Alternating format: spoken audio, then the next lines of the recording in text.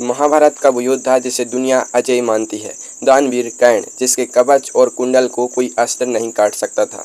लेकिन क्या आप जानते हैं कि व्यास महाभारत के अनुसार 5 ऐसे योद्धा भी थे जो कर्ण को युद्ध में बहुत आसानी से हरा सकते थे। चलिए जानते हैं इतिहास के सबसे बड़े सच को। नंबर 5 पर आते हैं गुरु द्रोणाचार्य। गुरु द्रोणाचार्य कौरवों और पांडवों के प्रधान गुरु थे।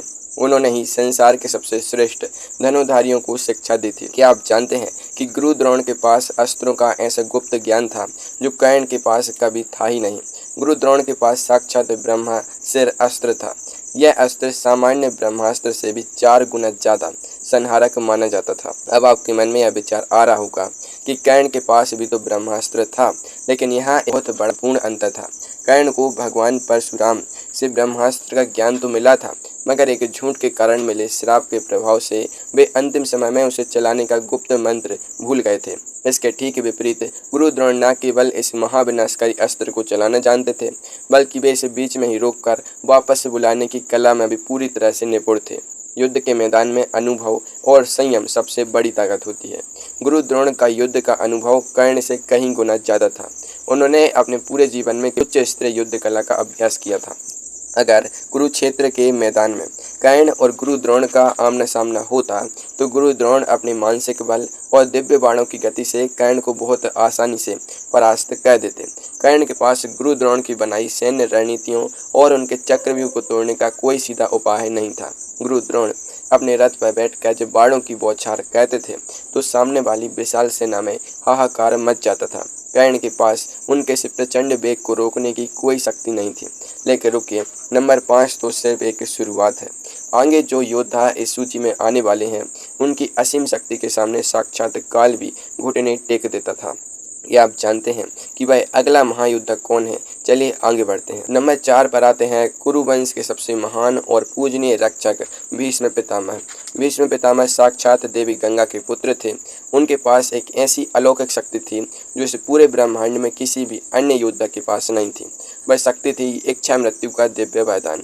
इसका सीधा और सरल अर्थ यह है कि जब तक भीष्म पितामह स्वयं अपनी इच्छा से मृत्यु को स्वीकार नहीं करते, तब तक संसार का कोई भी योद्धा, कोई भी संहारक अस्त्र या कोई भी देवता उन्हें परास्त नहीं कर सकता था। जरा ठंडे दिमाग से सोचिए, आप एक ऐसे योद्धा को युद्ध में कैसे हरा सकते हैं जिसे मौत भी उसकी अनुमति के बिना छू नहीं सकती। भीष्म पितामह ने अपने जीवन में साक्षात भगवान परशुराम के साथ कई दिनों तक भयंकर युद्ध किया था। उस युद्ध में उन्होंने अपने गुरु परशुराम को भी पीछे हटने पर विवश कर दिया था। वही परशुराम जिन्होंने बाद में कर्ण को शिक्षा दी थी। महाभारत के उद्योग पर्व में एक बहुत ही प्रसिद्ध और सच्ची घटना आती है। जब भीष्म पितामह कुरुक्षेत्र युद्ध से पहले सभी योद्धाओं की शक्ति और कौशल का नाप तोल कर रहे थे, तब उन्होंने कर्ण की क्षमताओं को देखकर उन्हें केवल एक अर्धरथी घोषित किया था। अर्धरथी का मतलब होता है आधा योद्धा। इस बात से कर्ण इतने ज़्यादा क्रोधित और अपमानित महसूस करने लगे कि उन्होंने एक बहुत बड़ी प्रतिज्ञा ले ली। कर्ण ने कहा, जब तक भीष्म पितामह युद्ध के मैदान में कौरव सेना के प्रधान सेनापति रहेंगे, तब तक वे अपने धनुष और शस्त्र नहीं उठाएंगे। इसी कारण कर्ण युद्ध के शुरुआती 10 दिनों तक मैदान में उतरे ही नहीं। भीष्म पितामह के पास वो दिव्य धनुर्विद्या, अटूट मानसिक शक्ति और विशाल अनुभव था जिसके सामने कर्ण का टिकना पूरी तरह असंभव था। भीष्म पितामह का एक एक तीखा बाण कर्ण के रथ को मीलों पीछे धकेलने की ताकत रखता था। लेकिन क्या आप जानते हैं कि इस सूची में एक ऐसा नाम भी है जिसने बिना कोई हथियार उठाए ही पूरे महाभारत का पासा पलट दिया था? चलिए जानते हैं उनके बारे में। नंबर 3 पर आते हैं द्वारकाधीश भगवान श्री कृष्ण। महाभारत के इस महायुद्ध में श्री कृष्ण ने एक बहुत बड़ी और कठिन प्रतिज्ञा ली थी। उन्होंने कहा था कि वे पूरे युद्ध के दौरान अपने हाथों में कोई हथियार नहीं उठाएंगे।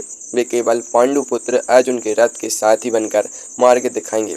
लेकिन जरा गहराई से और बुद्धि से सोचिए, जो स्वयं भगवान विष्णु के पूर्ण अवतार हैं, जिन्होंने इस पूरी सृष्टि और काल चक्र को बनाया है, उन्हें हराना क्या किसी भी साधारण या असाधारण मनुष्य के बस की बात हो सकती है? कर्ण के पास ऐसा कोई धनुष, कोई कवच या कोई ऐसा दिव्य अस्त्र नहीं था जो भगवान श्री कृष्ण की अनंत माया का सामना कर सके। युद्ध के मैदान में जब कर्ण ने अर्जुन पर अपनी सबसे खतरनाक और अचूक अमोघ शक्ति चलाई थी, तब श्री कृष्ण ने केवल अपने पैर के अंगूठे से हल्के से दबाव से अर्जुन के पूरे भारी रथ को जमीन में कई इंच नीचे दसा दिया था। इस एक छोटी सी लीला के कारण अर्जुन के प्राण बच गए थे और कर्ण का सबसे बड़ा अस्त्र पूरी तरह बेकार चला गया था। कर्ण खुद भी इस बात को बहुत अच्छी तरह से जानते और मानते थे। उन्होंने स्वयं दुर्योधन के सामने स्वीकार किया था कि जिस तरफ भगवान श्री कृष्ण खड़े हैं उस तरफ केवल और केवल धर्म की विजय निश्चित है। अगर श्री कृष्ण अपनी प्रतिज्ञा तोड़कर केवल अपना सुदर्शन चक्र उठा लेते तो कर्ण क्या पूरी कौरव सेना एक पल में भीतर भस्म हो जाती। भगवान श्री कृष्ण के सामने कर्ण का हर अस्त्र, हर रणनीति और हर चाल बहुत छोटी साबित होती। कर्ण की पूरी शारीरिक और दैवी शक्ति श्री कृष्ण के सामने शून्य हो जाती। अब हम उस योद्धा की बात करने वाले हैं जिसका कर्ण के साथ इतिहास का सबसे भयंकर और सीधा मुकाबला हुआ था। क्या आप अंदाजा लगा सकते हैं कि वह कौन है? चलिए आगे बढ़ते हैं। नंबर 2 पर आते हैं पांडु पुत्र अर्जुन। अर्जुन और कर्ण की आपसी दुश्मनी महाभारत की सबसे प्रसिद्ध और रोमांचक कहानी है। बहुत से लोग आज भी ये गलत धारणा मानते हैं कि अर्जुन ने कर्ण को केवल तब मारा जब उनके रथ का पहिया जमीन में धंस गया था और भी आशाएं थे। लेकिन क्या आप इसके पीछे का असली और प्रामाणिक इतिहास जानते हैं? कुरुक्षेत्र के मुख्य युद्ध से पहले विराट नगर का एक बहुत बड़ा और भीषण युद्ध भी हुआ था। उस युद्ध में अर्जुन बिल्कुल अकेले थे और उनके साथ ही कुमार उत्तर थे। उनके सामने भीष्म पितामह, गुरु द्रोणाचार्य, कृपाचार्य, अश्वत्थामा और स्वयं कर्ण सहित पूरी कौरव सेना एक साथ खड़ी थी। उस विराट युद्ध में अर्जुन ने अकेले अपने गांडीव धनुष के दम पर कर्ण को इतनी बुरी तरह से परास्त किया था कि कर्ण को अपनी जान बचाकर मैदान से भागना पड़ा था। इसके बाद कुरुक्षेत्र के 17वें दिन के युद्ध में भी अर्जुन ने अपने गांडीव से ऐसी भयंकर बाणों की वर्षा की थी कि कर्ण का रथ कई फीट पीछे खिसक गया था। अर्जुन के पास भगवान शिव की घोर तपस्या से मिला सबसे शक्तिशाली पाशुपतास्त्र था। उनके पास देवराज इंद्र का वज्र और अन्य देवताओं के दिव्य अस्त्र थे। अर्जुन का ध्यान उनकी इंद्रियों पर संयम और उनका धनुर्विद्या का निरंतर अभ्यास कर्ण से कहीं ज्यादा श्रेष्ठ, पवित्र और अटूट था। अर्जुन ने हमेशा धर्म और सत्य का ही मार्ग चुना। इसी धर्म और एकाग्रता के बल पर वे कर्ण को हर सीधे मुकाबले में पीछे धकेलते रहे। व्यास महाभारत के अनुसार अर्जुन का स्थान और उनका कौशल कर्ण से हमेशा ऊंचा और उत्तम रहा है। लेकिन अब समय आ गया है नंबर 1 योद्धा का नाम जानने का। एक ऐसा योद्धा जिसके बारे में सुनकर आपके रोंगटे खड़े हो जाएंगे। वह योद्धा केवल 1 मिनट में कर्ण का वध करने की क्षमता रखता था। नंबर 1 पर आते हैं महाबली भीम के पौत्र और घटोत्कच के पुत्र बर्बरीक। बर्बरीक की शक्ति इतनी अकल्पनीय, अद्भुत और प्रचंड थी कि उनके सामने कर्ण का जन्मजात सोने का कवच और कुंडल भी पूरी तरह बेअसर और बेकार साबित हो जाता। बर्बरीक को भगवान शिव की घोर तपस्या करने के बाद 3 ऐसे चमत्कारी और अमोघ बाण मिले थे जो पूरे महाभारत के युद्ध को पलक झपकते ही समाप्त करने की ताकत रखते थे। आइए बहुत ही सरल शब्दों में जानते हैं कि वे बाण किस प्रकार काम करते थे।